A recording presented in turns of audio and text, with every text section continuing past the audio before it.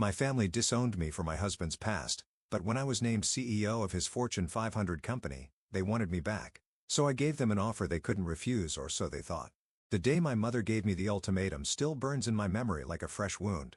I can picture every detail, the way her fingers gripped her wine glass, how my father's shoulders tensed, and the look of smug satisfaction on my sister Yasmin's face. My name is Alina, and 7 years ago, I chose love over family. Not that they saw it that way. It's him or us, my mother declared, her voice cutting through the tension in our family dining room. You can't possibly expect us to accept a man like that into our family. I stared at the text message from Landon lighting up my phone. Everything okay? I'm here if you need me. My fingers trembled as I set the phone face down on the table. Mom, you don't even know him, I protested, fighting to keep my voice steady. The charges were dropped. He was innocent. Innocent men don't get arrested in the first place. Yasmin chimed in, ever ready to twist the knife. God, Alina, how naive can you be? My brother Matthew sat silently, studying his plate as if it held the secrets of the universe. Typical. He never could handle confrontation. Your sister's right, Dad finally spoke, his words heavy with disappointment. We've worked too hard building our reputation in this community. What will people say when they find out our daughter is dating an ex-con? He was cleared of all charges. I slammed my hand on the table, making the silverware jump. He built his company from nothing, and now, enough. Mom's voice cracked like a whip. She set down her wine glass with deliberate precision. Alina, we're not asking you to choose. We're telling you how it's going to be. End things with Landon or don't bother coming back here. The silence that followed felt like a physical weight on my chest. I looked around the table at the faces I'd known all my life. Mom's stern disapproval, Dad's weary resignation, Yasmin's barely concealed satisfaction, and Matthew's studied indifference. You want me to choose? I stood up slowly, my chair scraping against the hardwood floor. Fine. I choose him. Alina, Dad warned, think very carefully about what you're doing. I have thought about it. I've thought about how none of you bothered to meet him, to hear his side of the story, to see the amazing person he is. My voice grew stronger with each word. You're so worried about your precious reputation that you can't see past your own prejudices. Don't you dare lecture us about prejudice, Mom snapped. That man is that man, I cut her off, is the person I love. And if you can't accept that, then maybe I don't need this family. Yasmin laughed, a sharp, cruel sound. You'll come crawling back when he shows his true colors. Men like that don't change. I grabbed my phone and purse, my movements sharp and decisive. You know what's funny, Yasmin? At least Landon owned up to his mistakes and worked to become better. When was the last time any of you admitted to being wrong about anything? If you walk out that door, Mom said, her voice ice cold, don't expect to be welcomed back. I paused at the doorway, my hand on the frame. You know what, Mom? Right now, I can't imagine wanting to come back. The drive to Landon's apartment was a blur of tears and anger. When I pulled into his parking spot, he was already waiting outside, concern etched across his face. One look at me, and he knew. They made you choose? He asked softly as I fell into his arms. I nodded against his chest, breathing in the familiar scent of his cologne. I chose you. He pulled back slightly, his eyes searching mine. Alina, I can't let you give up your family for me. Maybe if I talk to them. No, I said firmly, wiping my eyes. They made their choice. I made mine. We'll build our own life, create our own family. Are you sure? His voice was gentle, but I could hear the worry underneath. I looked up at him, really looked at him. The man who had turned his life around, who had built something meaningful from nothing, who loved me without conditions or ultimatums. I've never been more sure of anything in my life. That night, as we lay in bed, my phone buzzed with messages from my family. I turned it off without reading them. The choice was made, the die cast. I didn't know then that this decision would set in motion events that would change all our lives forever. But that's the thing about choices. You never really know their full impact until years later, when you look back and realize that some bridges, once burned, leave ashes that never quite cool. 7 years can change everything. I stood at the floor-to-ceiling windows of our penthouse office, watching the city buzz 40 stories below. My reflection showed a woman my family wouldn't recognize, polished, confident, successful. The scared girl who drove away from their house that night was gone. Mrs. CEO, Landon's voice came from behind me. The board is waiting. I turned to face my husband, straightening my blazer. Still feels surreal. You earned this, he said, squeezing my shoulder. Every single bit of it. The journey flashed through my mind. Our first tiny office, the late nights, the endless cups of coffee. We built this empire together, brick by digital brick. Remember our first client meeting? I asked as we walked toward the boardroom, that startup that thought we were too small to handle their security needs. Landon laughed. Now they're one of our biggest clients. You convinced them to take a chance on us. We convinced them, I corrected. You with your brilliant software, me with my pitch. The boardroom doors opened to reveal 20 faces turned expectantly toward us. My best friend Hazel, our chief marketing officer, gave me a subtle thumbs up. Ladies and gentlemen, Landon addressed the room. As founder of SecureFlow, I've made many decisions over the years, but naming our new CEO? He turned to me with pride in his eyes. That was the easiest choice I've ever made. The applause felt like validation, not just of my abilities, but of every choice that led me here. After the meeting, Hazel cornered me in my new office. Okay, spill. How does it feel to be the youngest female CEO of a Fortune 500 company? I sank into my chair, finally letting my professional mask slip. Honestly, it feels like vindication. Have you heard from them? Hazel knew about my family. She'd been there through everything. Not since last year's Christmas card was returned unopened. I pulled up our company's latest press release on my computer, but this announcement might change that. You think they'll reach out now that you're successful? I know they will. I clicked through our stock prices, all trending upward. Money and status are the only things they truly respect. And when they do, Hazel perched on my desk, her expression concerned. What then? Before I could answer, my assistant Sarah buzzed in. Miss Alina, your husband's here with champagne. Landon entered carrying a bottle and 3 glasses. Hope I'm not interrupting. Just girl talk. Hazel winked. Well, this calls for celebration. He poured the champagne with practiced ease. To my brilliant wife, who took a small cybersecurity startup and helped transform it into a billion-dollar company. To us, I corrected raising my glass, to proving everyone wrong. Later that night, as Landon and I walked home through the city streets, he brought up what we'd both been thinking. Your family will see the announcement. Let 'em see it. I stepped over a puddle, my heels clicking on the pavement. Let 'em see exactly what they threw away. You never told me what you'd do if they tried to reconcile. I stopped walking, turning to face him under the glow of a street lamp. Remember what you said when we started the company? Success is the best revenge? He nodded, realization dawning in his eyes. You've been planning for this. 7 years is a long time to think about justice. I resumed walking, my stride purposeful. If they reach out, when they reach out, I'll be ready. Alina? His tone carried a warning. Don't worry, I assured him, taking his hand. Everything I do will be completely legal, just like you taught me. At home, I stood on our balcony looking out at the city lights. My phone buzzed with congratulatory messages from colleagues and friends. Soon, I knew there would be other messages, different messages. Landon joined me, wrapping his arms around my waist. Whatever you're planning, just remember, we built all this together. Don't let them take away your peace. I leaned back against him, feeling the steady beat of his heart. They took away my family. My peace was collateral damage. We made our own family, he reminded me. Look at everything we've achieved. He was right, of course. We had everything. Success, respect, love. But some wounds don't heal clean. Sometimes they leave scars that itch for resolution. My phone buzzed again. This time, it was an email from our PR team with tomorrow's newspaper headlines. SecureFlow names new CEO, the rise of Alina Simmons. I smiled, knowing that somewhere in the city, my family would be reading those same headlines over their morning coffee. The thought filled me with a satisfaction I hadn't felt in years. The game was about to begin, and I had all the pieces in place. The call came exactly 3 days after the announcement. I was in my office reviewing quarterly reports when Sarah's voice crackled through the intercom. Miss Alina, there's a Yasmin Fuller on line 1. She says she's your sister. My hand hovered over the phone. 3 days. Longer than I'd expected, but right on schedule. Put her through, I said, straightening in my chair. Alina? Yasmin's voice hadn't changed. Still that same sugary sweetness that masked a serpent's tongue. It's been so long. 7 years, 2 months, and 16 days. I kept my voice neutral. But who's counting? A nervous laugh. I saw the news. CEO of SecureFlow. We're all so proud. We, I interrupted. And who exactly is we, Yasmin? The family, of course. Mom and Dad, Matthew. We've all been following your success. I pulled up my email, clicking through to a folder labeled Family. Inside were screenshots of their social media posts over the years, their carefully curated lives, never once mentioning me. How interesting, I said. I must have missed all your congratulatory messages along the way. About that she paused, and I could picture her rehearsing her next words. We may have been hasty in our judgment, about everything. About Landon. Hasty? I laughed, the sound sharp enough to cut. That's what you're calling it? People change, Alina. We've changed, and clearly, we were wrong about Landon.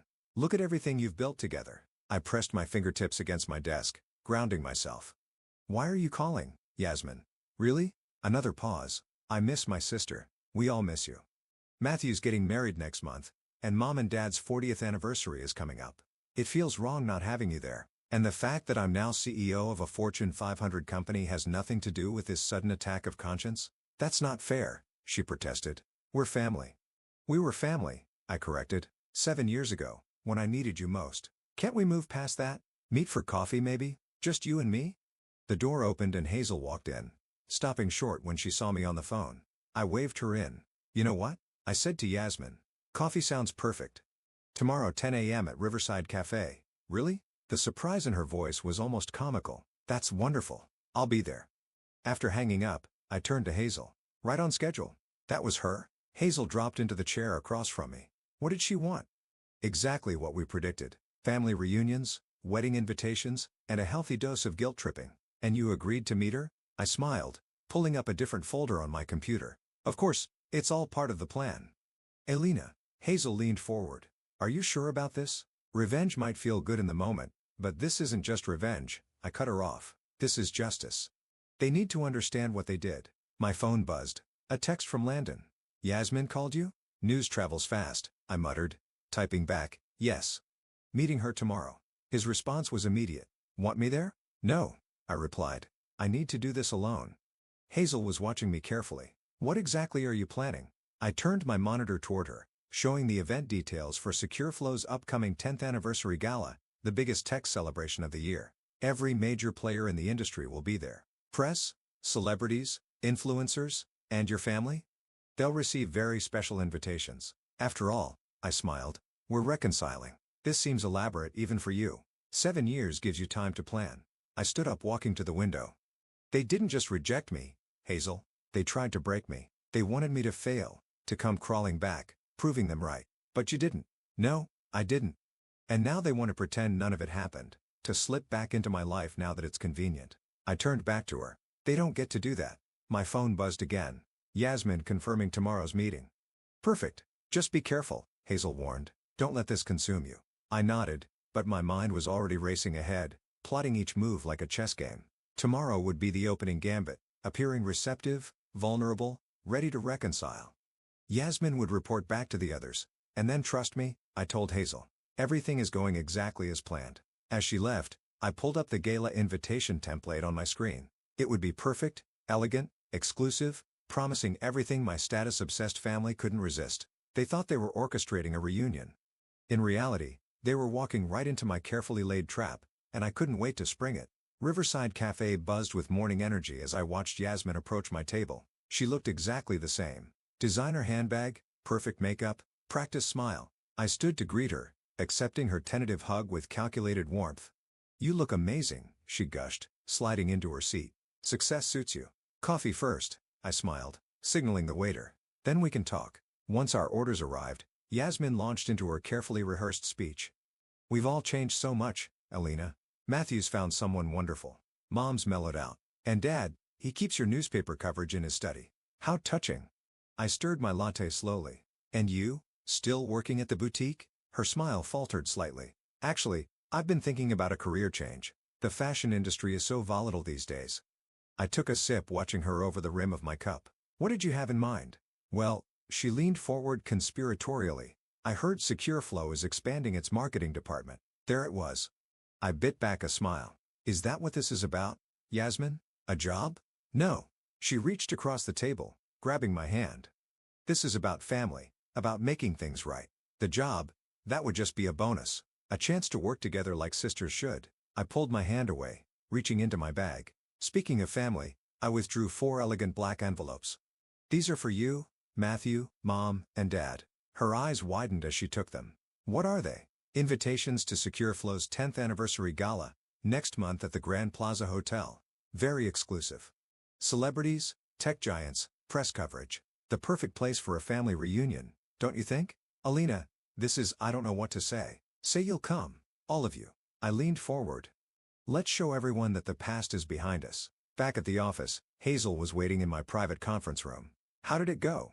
Like taking candy from a baby. I kicked off my heels, sinking into a chair. She practically salivated over the invitations. And she bought it? The reconciliation?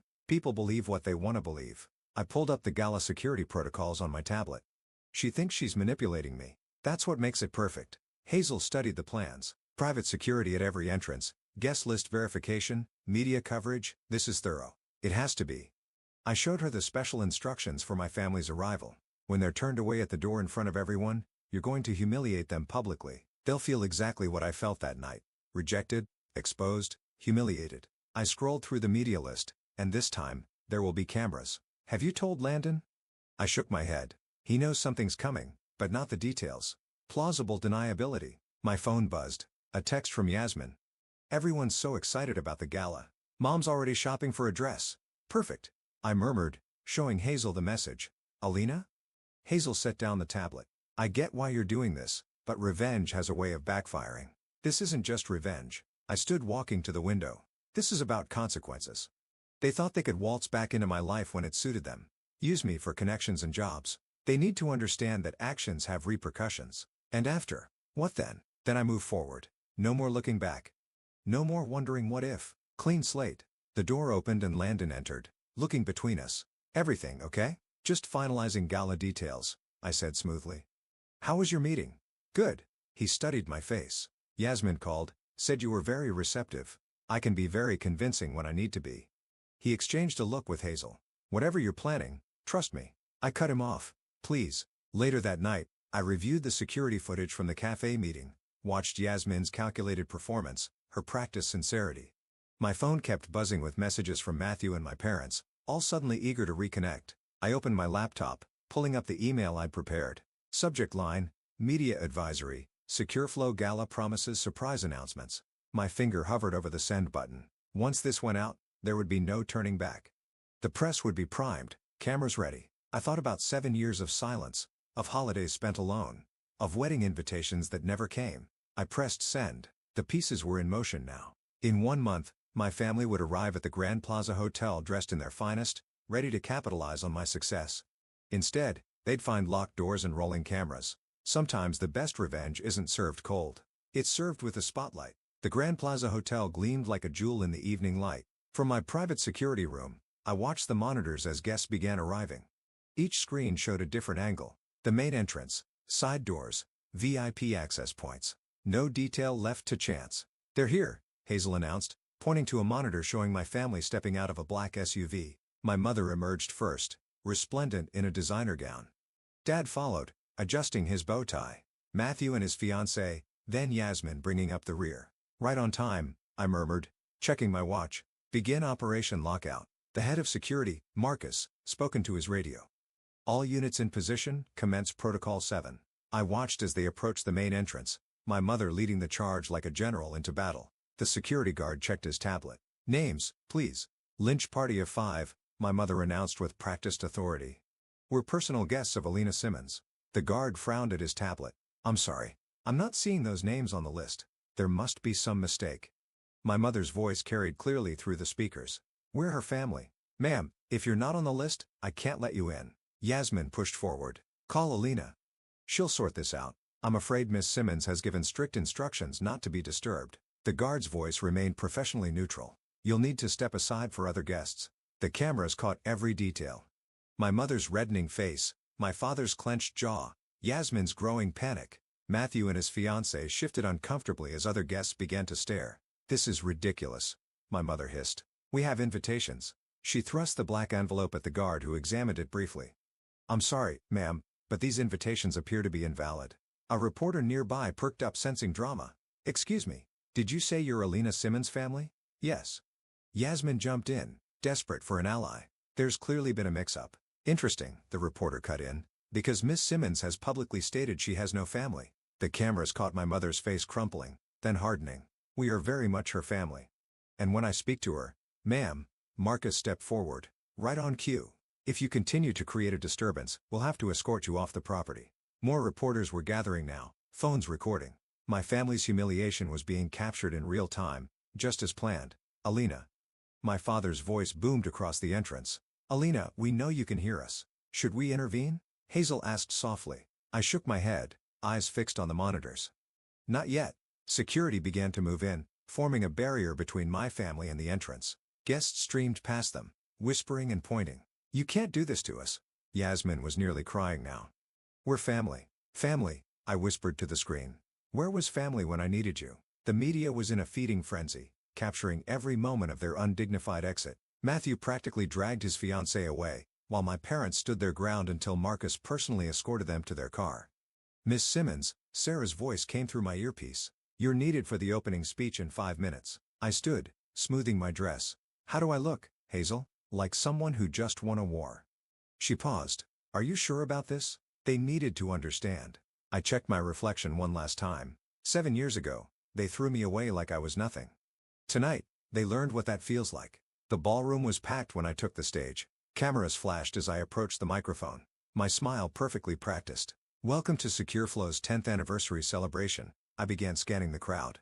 "Tonight is about family. Not the family you're born into, but the family you choose." My eyes found Landon in the crowd, standing with our executive team.